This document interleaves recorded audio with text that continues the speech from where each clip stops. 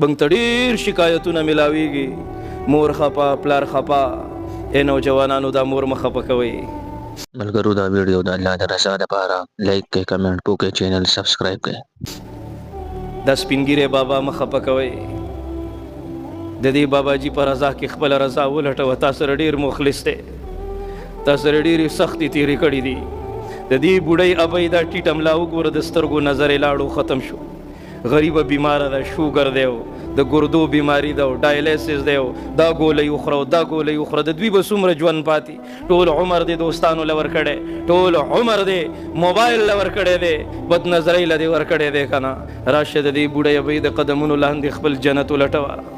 زه چې کله د خپلې معاشرې ترجماني کوم زړه مې جاړي.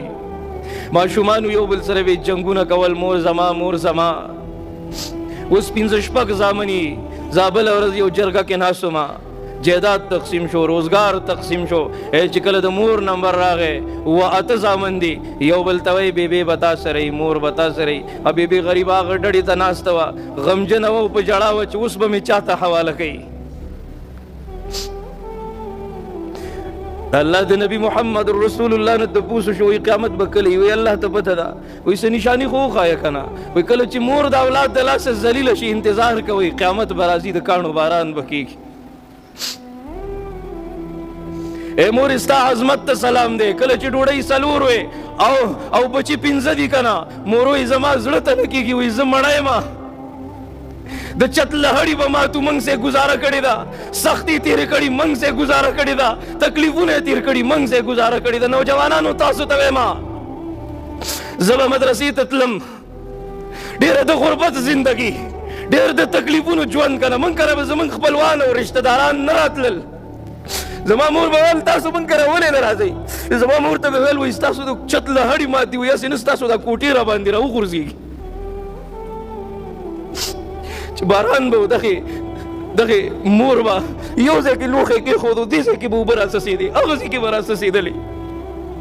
ته څنګه دا مور خفه کولی شي؟ ما ډېر خلک مقبرو کې قبرونو ته ولاړ لیدلي دي، جاړي. مور مې را سره ډېر تکلیفونه تېر کړه، اوس رانه داسې په دردونو تکلیفونو کې لاړه، اوس را سره ګاډی یم دی او بنګله ده، خو مور مې نشته که نه. زه به په چوټۍ رالم، ګاونډ کې 2 روپۍ قرضولې وي، زما بچی مدرسې له ځي. بته بله ورځ به کوړي کې بیان و، ماته یو ملګري ویل، یو مولانا صاحب وایي ته دې ځي ته څنګه ورسېدې؟ ما ورته مولانا صاحب د الله په ذات مې دې قسمي دا زما خپل کمال نه دی. مور به د خلکو پړستنې او تورشکې ګنډلې، 10 روپۍ به یې جمع کولې، یو خزانه و هغې ته به یې اچولې.